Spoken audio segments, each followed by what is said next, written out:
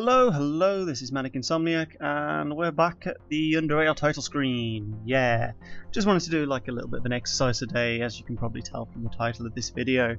Underrail is a series I've been doing for a little while. It's coming close to about 30 episodes at this point, but people who have been following it will notice that it's kind of dropped off the past couple of weeks. Some of that's because of life, but a lot of it is because of frustration with the game itself. I made some poor choices in character creation early on and the game style, and that has caused me to basically come to a dead end in some respects, at least for the story, which can only really be repaired by going out and trying to find places to grind and basically not die, which could be next to impossible. I don't know if it's feasible. So this has led to me wanting to restart the series, or with a new character, or even just playing it up as a video series, because it's frustrating to watch and I'm not really making any progress. And obviously if I'm getting angry and frustrated, then it's not going to be fun to watch. I think I've repeated myself a little bit there. So I'm just going to do a quick exercise today and just creating a new character and using the lessons I've learned from playing the game to this point to hopefully make something better. Whether or not this will ongo for the series remains to be seen. I don't really want to start a new campaign at this point, because starting a new campaign at this point basically means repeating what I've done for the past 30 sessions, which would be boring. Like, you've already seen all that. Why would I go back and do it all again? Unless there's other options. I mean, it is an RPG. There's no reason why I have to stay with Safegate Station and follow their story, but at the same time I don't know if there is another storyline. Perhaps there is. There's obviously side quests and stuff I could go and do.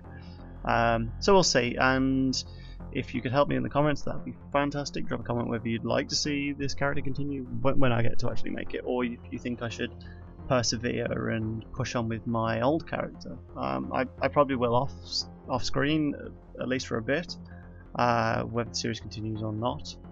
But as for the series itself, it's just not fun to play that character anymore, just because of how difficult it is. So for now, let's stop rambling and get into character creation. So this was the first oddness I came up against. Obviously I went with normal difficulty, and that wasn't the issue, but the experience system. I went with oddity because that sounded like a really cool idea, gaining experience by collecting specific items and quest completion. Obviously good, yeah, you continue to find items, you continually do quests, you're going to level up, which I have done. But then classic gives you experience for killing, completing quests, and utilising skills. I'm guessing it doesn't use the oddity system, but in this case experience might be easier to come by. So if I do continue this, I'm going to set it as classic for now, and we'll see for the future. The next thing was my character. Let's find the portrait I used. I think it's one down the end. I think I just used that one, like a really boring one. Can't quite remember.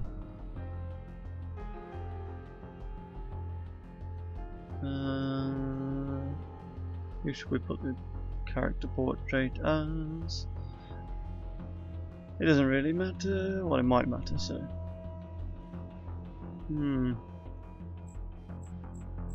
I'll put this guy. He kind of looks like an elf slash Hayden Christensen from As a Kid. Yes, this was the next one. The stat points. I've obviously learned in my first playthrough I put heavy into dexterity and agility, but also I think it was willpower. I found the idea of having a psychic character to be a really fun idea, and it has been. Don't get me wrong. Cryokinesis, at least, is a very powerful ability, and probably one I would focus on if I did do it again, restricting it from all the other aspects of psychic abilities and just keeping it to metathermics and the raw power there. Even though having all three gives you a bonus, it does mean you're spreading out the upgrade points, which can be put into better things. There's also stuff like the health and perception and all this type of thing. My idea going through was obviously I reduced the strength increase. This has led to a difficulty in the current quest line, whereas I can't wear certain types of armor when I really should be able to. So I probably won't reduce that. At the same time, I want high dex and agility, so I probably would put these up to 7 as I did before, and put the final one into, I think, willpower.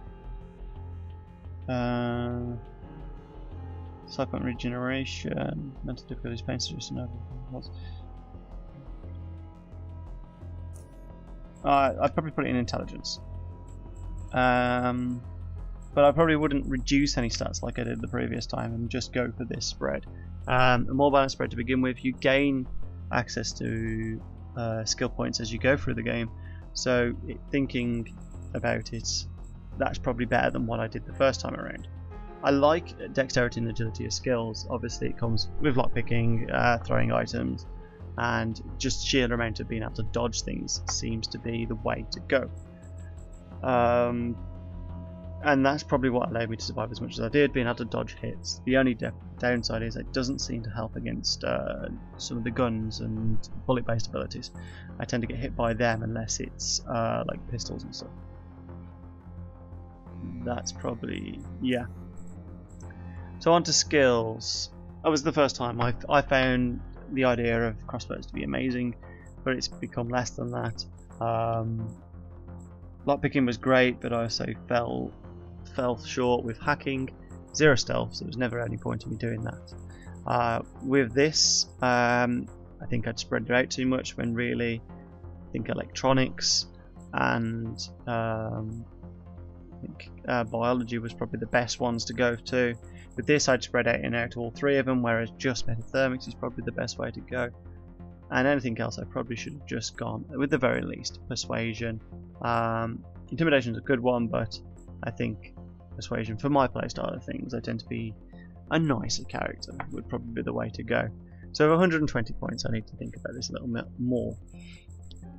Because I'm going to stick with this type of character, I probably would max out both of these skills, because they're the ones that I felt were great and they work well together.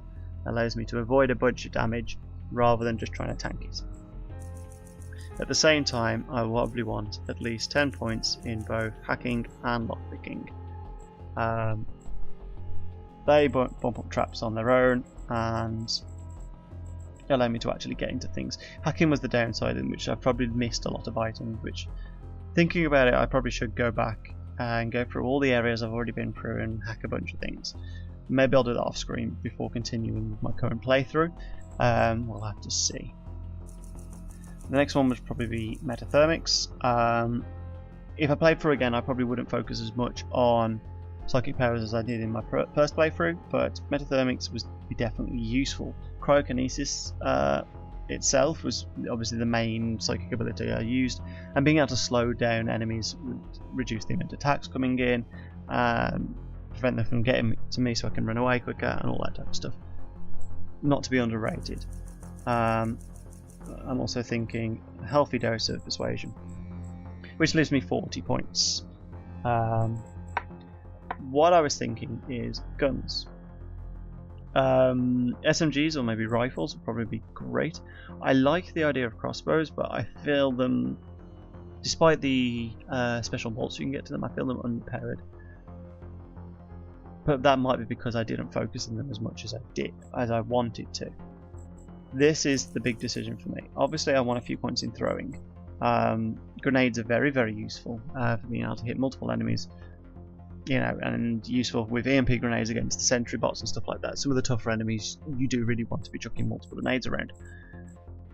The issue here is, where do I put my weapon proficiency?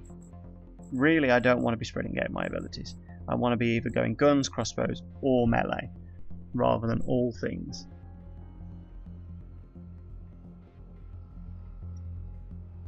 And thinking about it, I feel like guns are more effective. So I'm going to stick all my points into guns. Might not be the best choice, but for now I think that's probably the direction I'm going to go. Which leaves me 20 points. Now with these 20 points I could max out both of these, put some into traps, put some more into throwing, something like that. Actually, I could do 5 in all of those, but really I want to look at these disciplines. And what I'm thinking is electronic and biology. Biology was obviously very useful in the playthrough I just did, with being able to craft health potions, stuff like that. You need to be able to constantly keep them up and just get raw materials which you can sell back for more money. Electronics is something I should have probably got a little bit earlier, because being able to craft your own weapons, hacking devices, psi boosters, energy shields, stuff like that. Anything else I can probably buy from shops, but these are probably the main ones I want to focus in. Mechanics, I'm fine, you can buy most of what you need, and same with tailoring, so I will leave it at that. The only final thing is then feats, which just give me probably some different ones from what I first had. Conditioning sounds great because it reduces mechanical damage taken plus heat and cold, which is fantastic. Expertise for non-critical firearm and attacks do additional damage. Yeah, doing additional damage is great. Armor penalty reduction, bonus dodge, and that's pretty cool as long as I keep my armor light. Pack rat hand for being able to carry things, which is something I found was great. An extra utility slot, recklessness, increases chance to hit. Probably won't go with that one.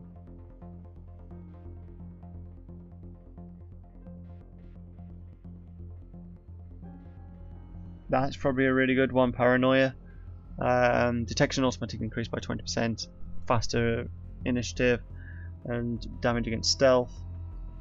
Critical hit chance down to be hit. Looter is probably not what I'm going to go with. Opportunist.